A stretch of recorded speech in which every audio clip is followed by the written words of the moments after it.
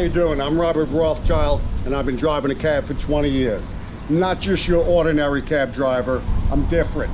I can communicate with the dead. Many of my fares know me as the Paranormal cabbie. They've shared with me thousands of their stories, and I've researched hundreds more. I love the history of Long Island, haunted or not. I can drive down most any areas and point out a haunted site, or point out also the historical site that usually goes unnoticed to most. I want to share a story with you about betrayal, love, and murder tonight.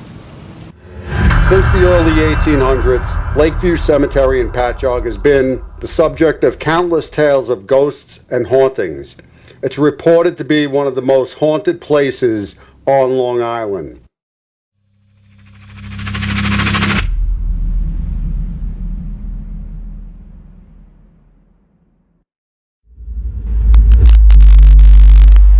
The paranormal activity surrounding this site is as heart-wrenching as this young girl's murder.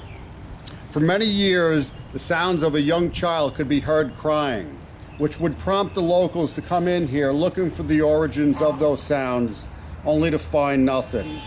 It is also reported that the apparition of a young child seen running through the headstones playing, and then when approached, would disappear into a mist. It is my belief that this is the disembodied presence of a young girl murdered many years ago. Her name is Halendar. She was a 7-year-old girl that was brutally attacked by the person she trusted most.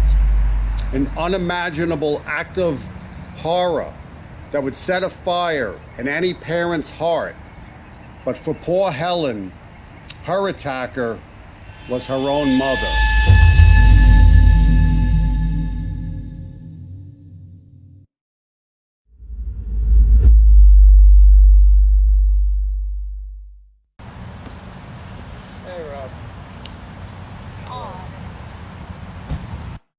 We need to help poor little Helen.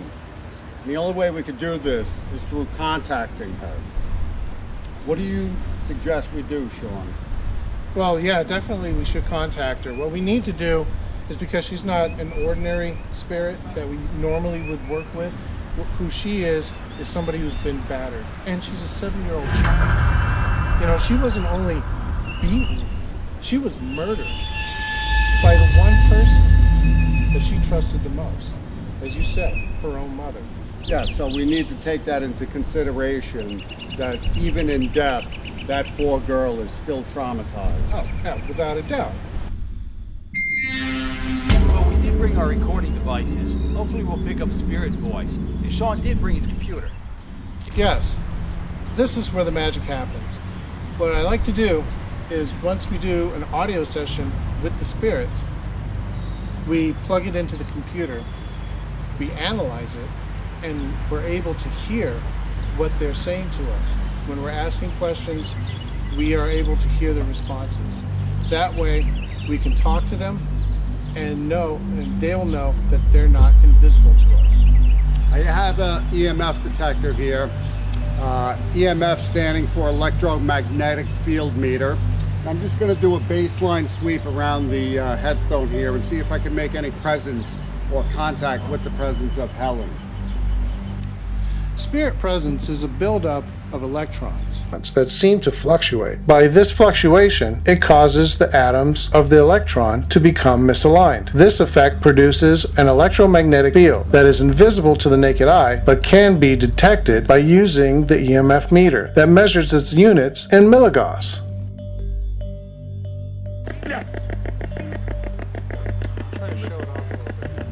Another tool we use is a ghost box. It's simply just a digital radio with a broken tuner.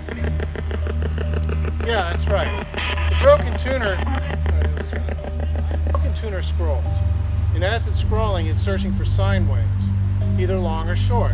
Spirit's non-consistent energy source seems to find moments where it can connect in between the radio's channels, resulting in spirit voice. I am confident that with me and my crack team, we can definitely contact little Helen and put her soul to rest.